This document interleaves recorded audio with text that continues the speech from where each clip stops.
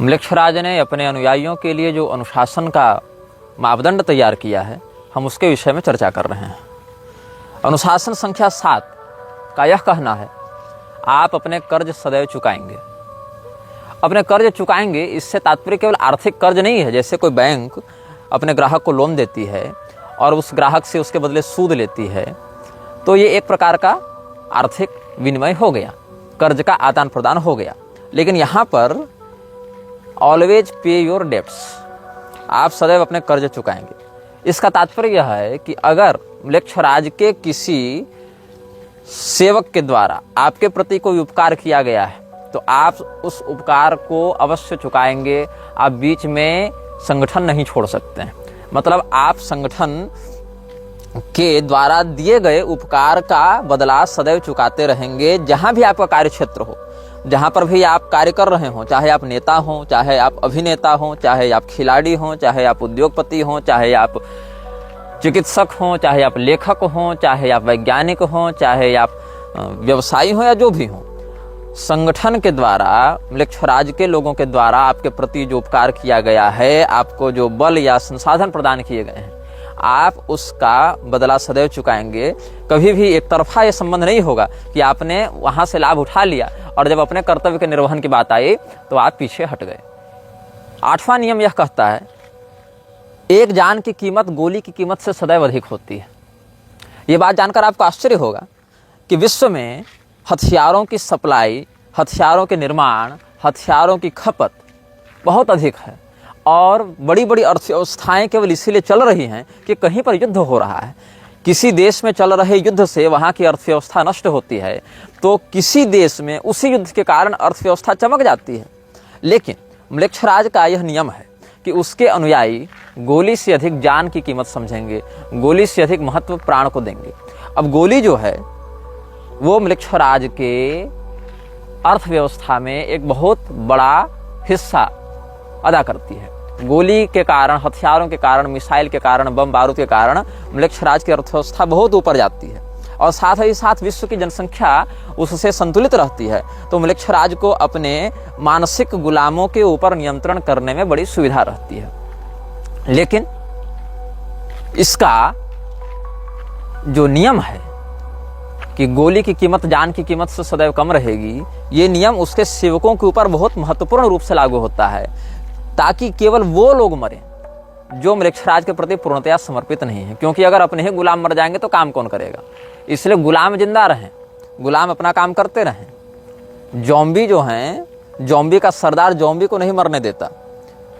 Vampire इत्यादि के जो सरदार है वो वेम्पायर को नहीं मरने देते, यही मैथोलॉजी में कहा जाता है।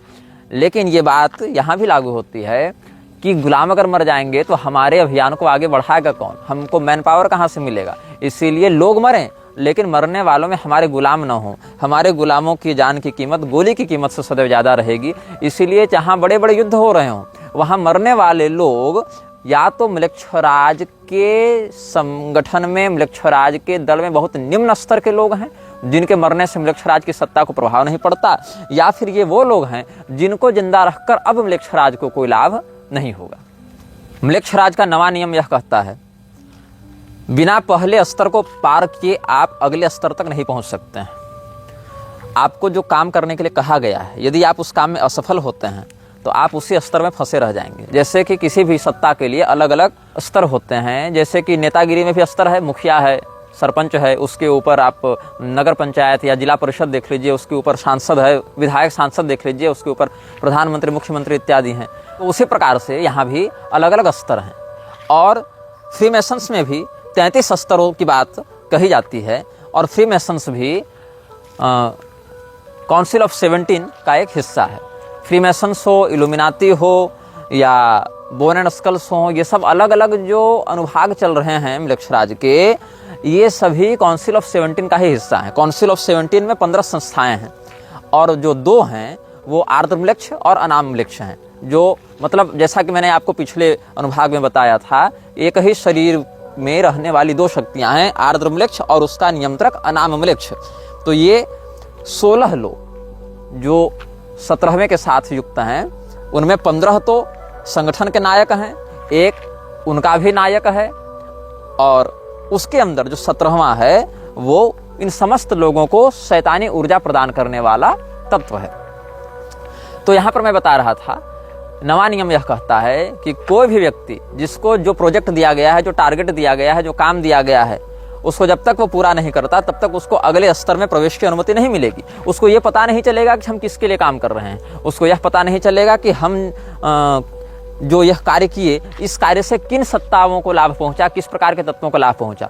हो सकता है आपको लग रहा है नेतागिरी में कि हमने ये कॉरिडोर बनवा दिया, ये प्रोजेक्ट कर दिया, ये पुल बनवा दिया, ये फैक्ट्री लगवा दी, तो इससे हमारे सीनियर नेता को लाभ हुआ, लेकिन उसके ऊपर जो बैठा है उस तक आप नहीं पहुंच सकते। जैसे किसी गेम में एक लेवल पार करने के बाद दूसरा लेवल अनलॉक होता है और उसके बाद आपको पता चलता है कि आगे की कहानी क्या है या आगे की प्रणाली क्या है, वैसे ही यहाँ पर समझना चाहिए कि एक स्तर के कार्यों को बिना पूरा किए हुए आप ऊपर के अधिकारियों से नहीं मिल सकते और ऊपर के अधिकारियों की वास्तविकता को नहीं जान सकते हैं। 10वां नियम यह कहता है कि आप कभी भी अपने जीवन के निर्णयों से म्लेच्छराज की सत्ता को प्रभावित नहीं करेंगे नकारात्मक रूप से।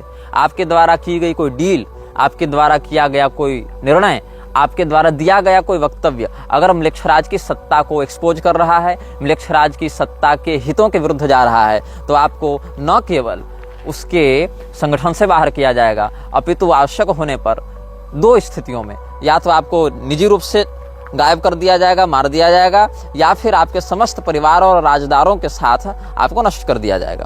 तात्पर्य यह है कि यदि आप किसी विषय में कंप्रोमाइज कर रहे हैं, किसी विषय में निर्णय ले रहे हैं और वो निर्णय आपके उच्चाधिकारियों के संज्ञान के बिना है, तो आप इस बात को सुनिश्चित करें, यदि जिंदा रहना चाहते हैं तो, कि आपके द्वारा लिए गए निर्णय से आपके उच्चाधिकारी नकारात्मक रूप से प्रभावित नहीं हो। म्लेच्छराज के 11वें नियम को कहते हैं मंदिर का नियम।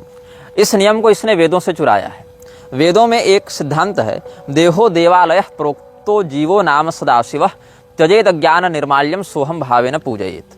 तात्पर्य क्या है? हमारा शरीर ही मंदिर है और उसमें रहने वाला जीवात्मा ही परमात्मा का स्वरूप है। इसीलिए शरीर रूपी मंदिर में रहने वाले चेतन रूपी देवता की हम आराधना करते हैं और अपने अज्ञान को ही निर्माल्य समझकर उसका विसर्जन करते हैं, ज्ञान को ही उपलब्धि मानकर स्वीकार करते हैं। मैं वह परमात्मा हूँ, मैं ही परमात्मा का अंश हूँ, मैं ही परमात्मा हूँ, ऐसा समझते हुए जीव और ब्रह्म में अभिन्नता का विचार करते हुए आत्मयजन का उपदेश शास्त्र करते हैं। लेकिन इसी बात को नकारात्मकता की ओर से ले जाते हुए जो 11वां नियम है वह कहता है कि पहले नियम के आधार पर आपने जिस अनाम वृक्ष के ज्योति की प्रतिष्ठा अपने हृदय में की थी, उसी ज्योति को आप अपने आत्मसात भाव से जगाते रहें और अपने शरीर को कभी भी आप क्षति नहीं पहुंचा सकते हैं। एक बात ध्यान दीजिएगा, पूरे विश्व में ड्रग, नशेबाजी, व्यभिचार और मानव तस्करी इत्यादि में म्लेच्छराज का प्रत्यक्ष हाथ है, किंतु म्लेच्छराज के जो उच्चाधिकारी हैं उनको शराब पीने की अनुमति नहीं होती है। म्लेच्छराज के उच्चाधिकारियों को ड्रग लेने की अनुमति नहीं होती है। म्लेच्छराज के छोटे छोटे सेवक कर सकते हैं ऐसा, क्योंकि कंज्यूमर भी तो वही बनाएंगे ना, लेकिन म्लेच्छराज के जो उच्चाधिकारी हैं वो कोई भी ऐसा तत्व अपने शरीर में नहीं डाल सकते हैं जो उनके शरीर के वाइटल ऑर्गन्स को प्रभावित करे, उनके शरीर के किडनी, लिवर इत्यादि को नष्ट करे। क्योंकि जितने शरीर में वो ज्योति प्रतिष्ठित रहेगी, अनाम म्लेच्छ की सत्ता प्रतिष्ठित रहेगी, उतनी उसकी शक्ति बढ़ेगी। इसीलिए अपने प्रमुख अधिकारियों को शराब पीने, चरस फूंकने और किसी भी प्रकार के ऐसे ड्रग को लेने से म्लेच्छराज ने प्रतिबंधित रखा है जो कि उसके सेवकों के शरीर को अस्थायी रूप से क्षति पहुंचा सकते हैं या अंगों को विकृत कर सकते हैं। म्लेच्छराज का 12वां नियम ये भी इसने वेदों से चुराया है। वेदों का अनुशासन है, मातृदेवो भव, पितृदेवो भव, आचार्य देवो भव। म्लेच्छराज ने इसी बात को अपने स्वार्थ के लिए प्रयोग किया और अपने सेवकों के लिए इसको नकारात्मक रूप से प्रस्तुत किया।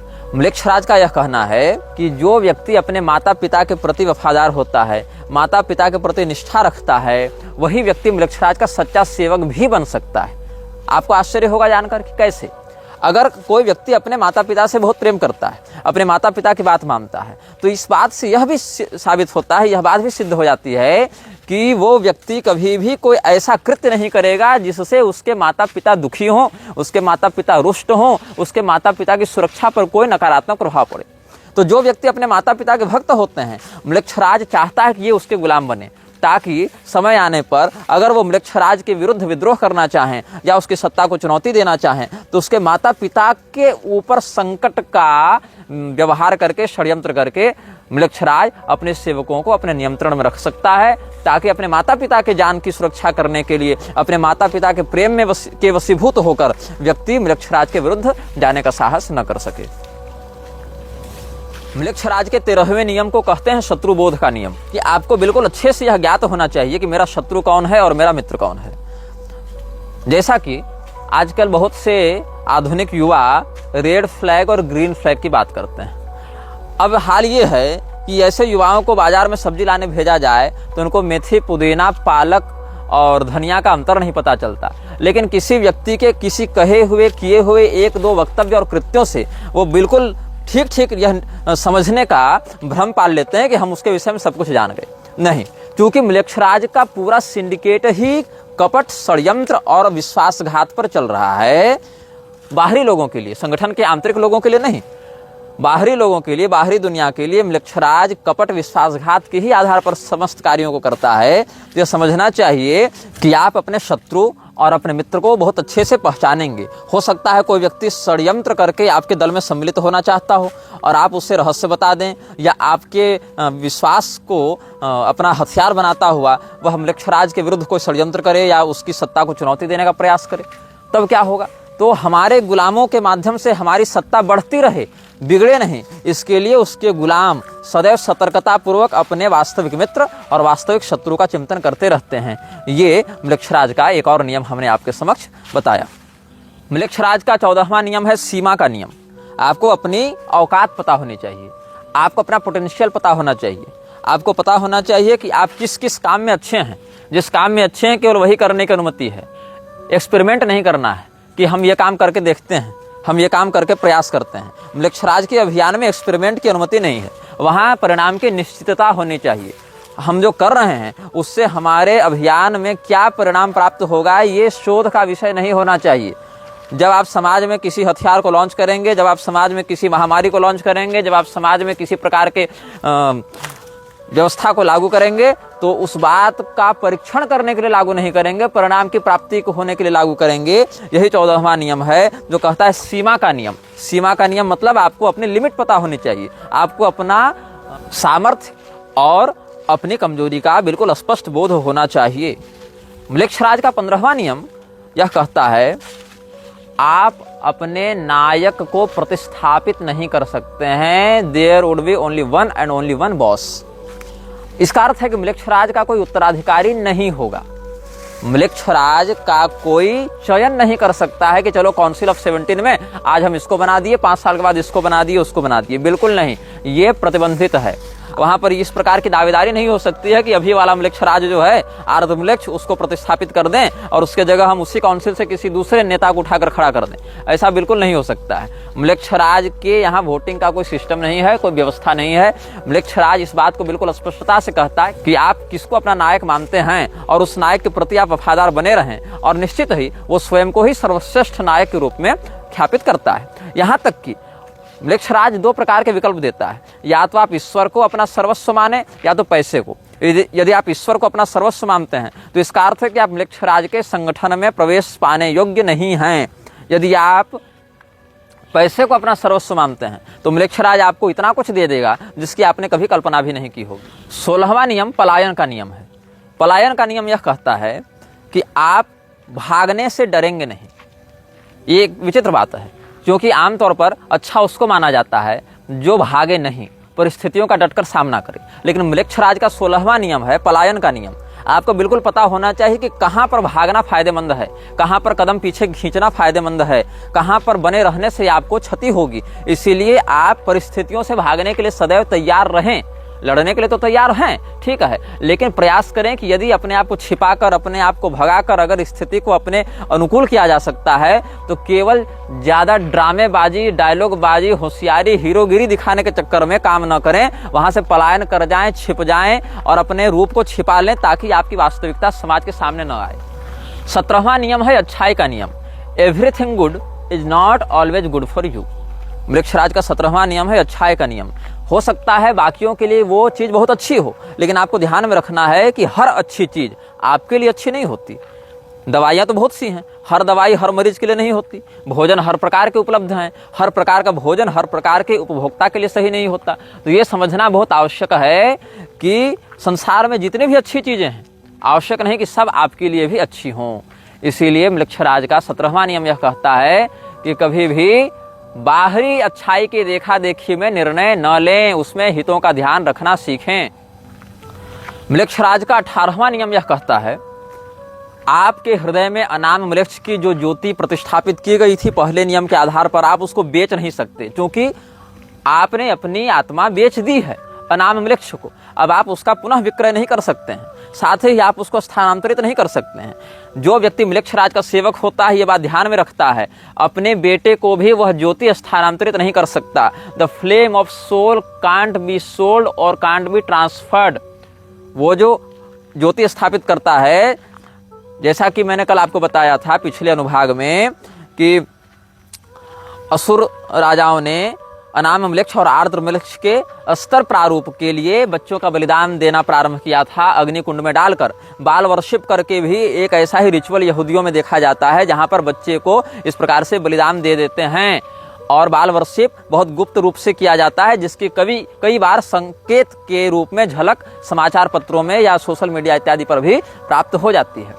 तो यह समझना आवश्यक है कि आपके हृदय में जो अनाम मृक्ष की ज्योति है वो स्थानांतरित नहीं की जा सकती। हर व्यक्ति के लिए व्यक्तिगत होती है, उसको संपत्ति के आधार पर वसीयत में नहीं डाला जा सकता, उसके माध्यम से। और ये भी नहीं कि आप विसर्जित कर सकते हैं, क्योंकि उससे आपकी चेतना जुड़ी हुई है। यदि आप उसको विसर्जित करेंगे तो आपकी आत्मा को भी शरीर से बाहर निकलना पड़ेगा। ये नहीं कि हमने ज्योति निकाल दी और हम आत्मा को अपने शरीर में धारण किए हुए हैं, ऐसा नहीं हो सकता है। वो दोनों की संयुक्त प्रतिष्ठा होती है। यदि आप में उस ज्योति की सुरक्षा करने का साहस नहीं है, उस ज्योति की सुरक्षा करने का सामर्थ्य नहीं है, तो धीरे धीरे वह ज्योति आपको नष्ट कर देती है।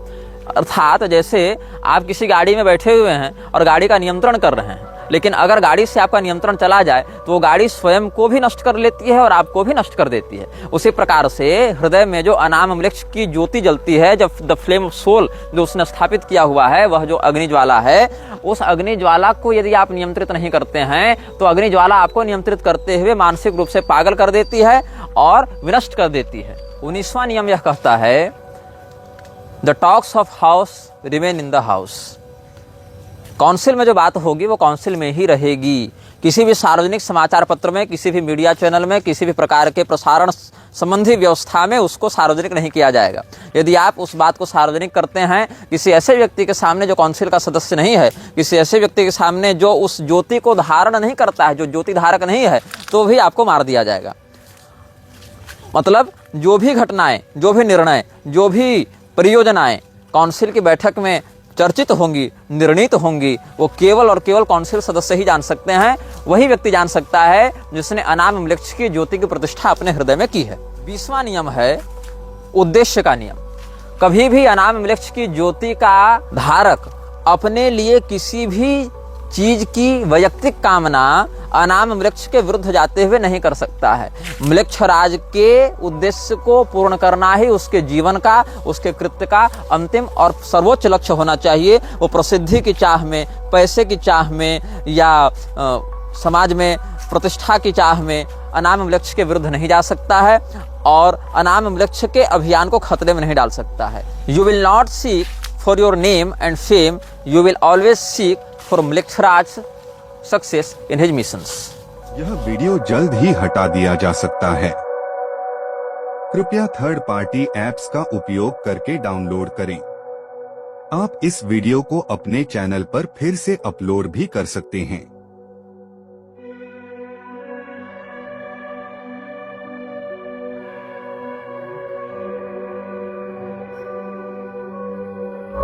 This video may get deleted soon. Please download using third-party apps. You may also re-upload this video on your channels. Thank you.